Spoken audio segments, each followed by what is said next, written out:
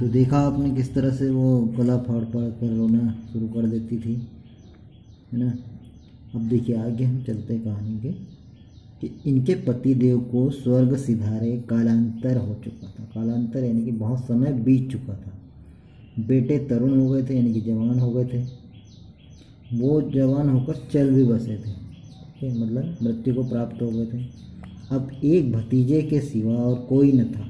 एक भतीजा था, वही उनका लालन पालन जो है वो कर रहा था। उसी भतीजे के नाम उन्होंने अपनी सारी संपत्ति लिख दी थी। जितनी भी जायदाद थी सब उन्होंने उस भतीजे के नाम पर ही कर दी थी।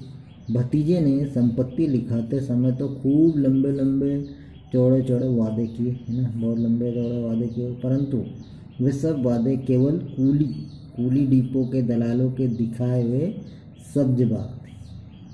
कूली डिपो समझते हो ना, जो डिपो में कूली होते हैं ना, जिस तरह दलाल होते हैं, वो सब्ज बाग दिखाते हैं, मतलब एक तरह से सपने दिखाते हैं कि ऐसे कर देंगे, ऐसा हो जाएगा, सारी चीज़ें, है ना, आप यहाँ बैठ जाइए, कोई मतलब आपको आप नहीं। तो ये सारा सपने दिखाने वाला काम वो कर रहा था, उसने किया था।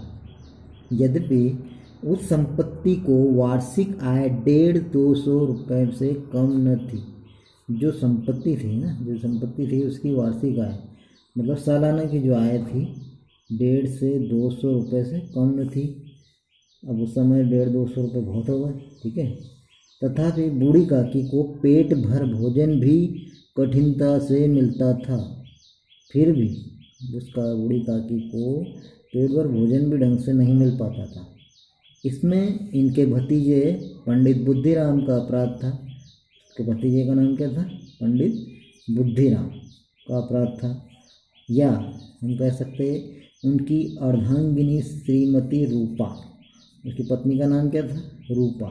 रूपा का इसका निर्णय करना सहज नहीं। बुद्धिराम स्वभाव से सज्जन थे, ठीक है। देखिए अब वो पुरुष जो था स्वभाव से ही सज्जन थे, किंतु उसी समय तक जब तक कि उनके कोष पर कोई आँच न आए, यदि कोष यानी कि उनके खजाने पर जब तक आँच न आए, जब तक सज्जन। अगर कोई उनके कोष पर आँच आए मतलब एक तरह से उसका कोष खाली कर दे तो फिर समझ लो कि सज्जनता खत्म।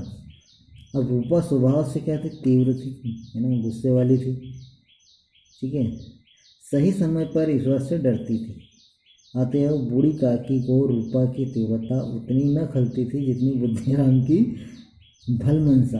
वे सज्जन पुरुष, है ना, बुद्धिराम जी, और रूपा जो है बड़ी तीव्र गुस्से वाली, परंतु उसका गुस्सा नहीं खलता था जितना इनकी वह बुद्धिराम की भलमनसाहट एक तरह से, है ना। चलिए कहानी के आगे बढ़ते हैं। यहाँ तक तो समझ में आया आपको क्या है। उसके बाद हम देखते बुद्धिराम को कभी कभी क्या है अपने अत्याचार का खेद भी होता था, पछतावा भी होता था कि क्या मैंने बूढ़ी काकी पर इतना अत्याचार किया, ठीक है।